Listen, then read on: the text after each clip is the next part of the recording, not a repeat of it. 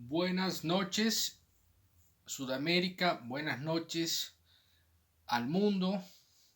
Les hablo desde Bolivia. Hoy es sábado 28 de marzo. Ya son pasadas las 12 de la noche en Bolivia. El motivo de mi intervención en esta oportunidad es hacerles una descripción de una carta que he presentado a nivel digital, en un formato digital, dirigida al presidente electo de Bolivia, al señor Rodrigo Paz Pereira, y esposa y señora, es decir, al presidente electo de Bolivia en esa época y a la primera dama electa. Cité Tarija como su domicilio porque era también senador en la anterior legislatura que culminó el año 2025.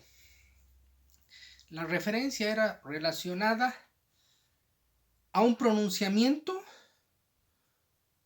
por oficinas en la vicepresidencia que se han coordinado desde el año 2008.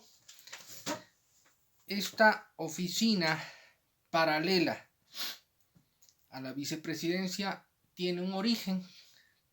Este origen es la coordinadora de la Asamblea Constituyente. Por motivos administrativos, por motivos contemplados en el Poder Ejecutivo anterior a la Constitución del 2009, se permitiría plantear decretos supremos para elevar estas oficinas del despacho del vicepresidente. Por otra parte, actualmente el gobierno del presidente Rodrigo Paz ha elevado 2 decretos supremos de coordinación gubernamental o intergubernamental referidos a las funciones del vicepresidente, que a su vez es el presidente nato de la Asamblea Legislativa Plurinacional, en los que se le limita a la persona del vicepresidente del Estado una coordinación y nombramientos limitados a su despacho físicamente en concreto. Y se le da esa atribución, que en términos reales es de una primera vicepresidencia, al jefe de gabinete o al ministro de Estado más cercano al gobierno de Rodrigo Paz. En este caso es el ministro de la presidencia, Lupo, que asumiría funciones de coordinación de los ministerios de la presidencia y otros sobre la vicepresidencia del Estado. En esta oportunidad me voy a referir a esta carta, como les había planteado, del 29 de octubre del 2025. Y era para remarcar nombres, era para calumniar en el marco de un sistema constitucional, y era para plantear una idea y plantear un debate sobre el sistema educativo y las investigaciones en Bolivia. Para ello no voy a entrar en más detalles y me voy a referir a su contenido integral. Me dirijo al presidente del Estado, que asumió funciones posteriores a esta fecha, los primeros días de noviembre, en los que el presidente mantuvo hasta el día de hoy, ya en marzo del año 2026, la oficina del CIS, por sus siglas, Centro de Investigaciones Sociales de la Vicepresidencia del Estado, cuyo director en la época de octubre del 2025 era el señor Giovanni Samanamut. Giovanni Samanamut hago una descripción de este funcionario público, llamado anteriormente funcionario plurinacional por la Constitución del 2009 y por el proceso de los regímenes consecutivos de reelección o de reelección de los señores Evo Morales y Álvaro García Linera. Hago este llamado, pues todas las investigaciones que ha sacado el CIS han estado sesgadas. Si bien ha nacido un nuevo Estado, si bien han cambiado gran parte de la legislación, se han reformado códigos, se han abrogado, si no derogado, códigos, codificaciones, leyes orgánicas, instituciones que se han refundado, lo que no ha pasado ha sido una reforma integral en el sistema educativo boliviano. Ese es un estatus en cuestiones, es una introducción para entender el desarrollo que voy a llevar adelante en las siguientes palabras. Si bien Bolivia no carece de recursos en investigación, en investigaciones sociales, hay una inclinación, sobre todo de este centro de investigaciones, que no promueve la ciencia humanística. Voy a usar un principio de autoridad que es el principio de autoridad que se establece en la Erasmus Mundi, que es una organización, una fundación internacional no gubernamental que tiene convenios con países hispanoparlantes. En el caso boliviano, las investigaciones sociales son deficientes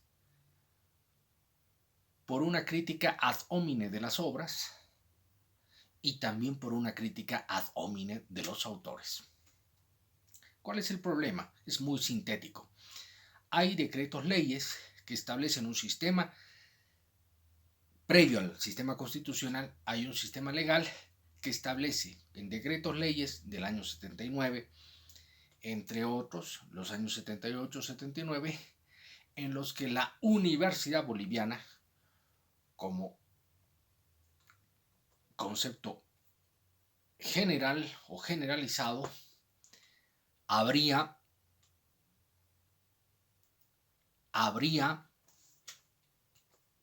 señalado, habría refundado sus facultades, sus carreras, sus grados académicos.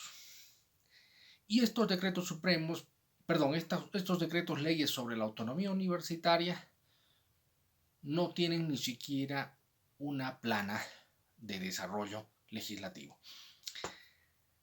Hay que remitirnos al Código de la Educación de 1955 para entender la autonomía universitaria, entender los decretos leyes de los años 78 y 79 y antes entender el régimen de la Constitución del 67 en el reconocimiento de la educación y los grados de la educación en Bolivia, entender artículos como el 192, 191 de la Constitución vigentes,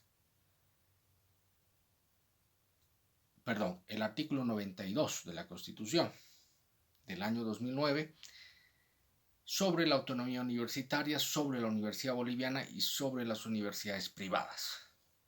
Con estos cánones jerárquicos, lo que hacemos es replantear los grandes problemas de la educación que se remiten por un corporativismo malsano que tiene la comunidad universitaria a un código del año 1955, un código de la educación. Por eso refuto las ideas de Yomani Samanamut, un discípulo que no es discípulo de la teoría de la dependencia, es discípulo del llamado movimiento de pensamiento crítico y de la llamada filosofía de la liberación de la vida.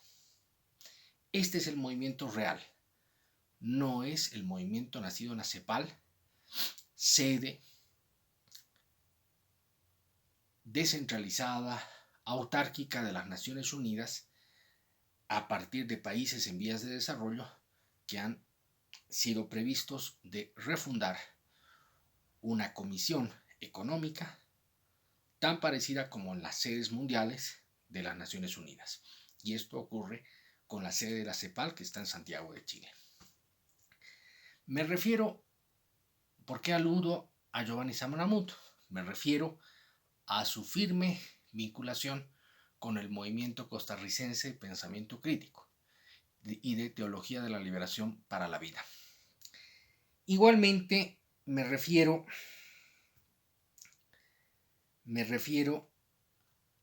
a la lógica que tiene de exclusión de trabajos una institución como el CIS.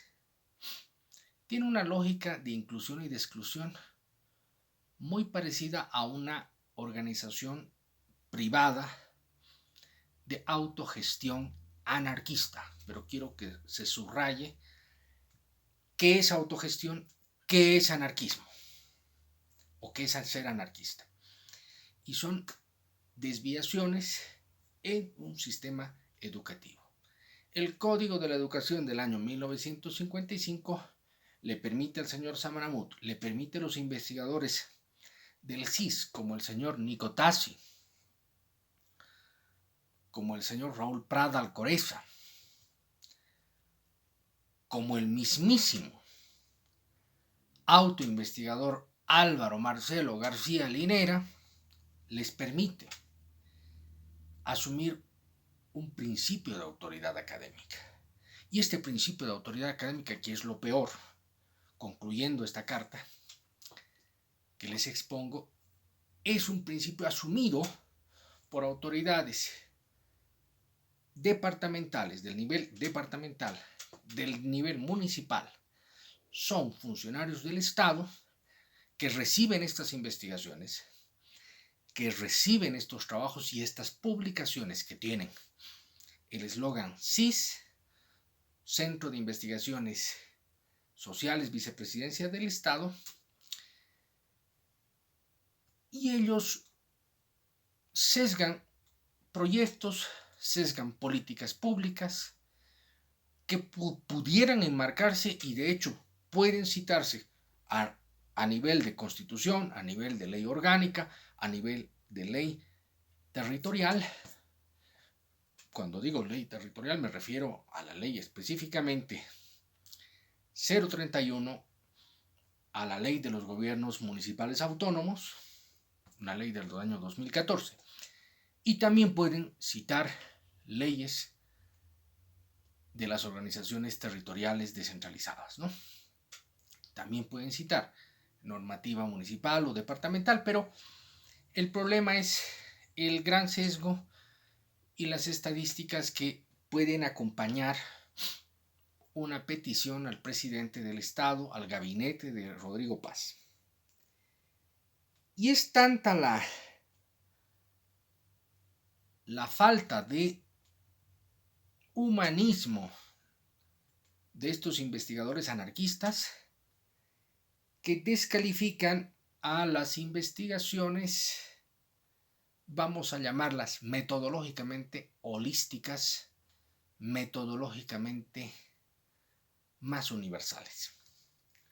Ese es el sentido, por eso había replanteado la figura de un Marquines Argote para revisar redacción, sintaxis, por tanto, la conjunción de ambas es gramática, en las investigaciones y en las irregularidades en Bolivia, que son auspiciadas, coordinadas por la Vicepresidencia del Estado hasta el día de hoy, que estamos a fines de marzo del año 2026. Gracias, si les ha gustado, marquen muy me gusta. Gracias por su atención, soy José Antonio Ortuste, este es mi canal en YouTube.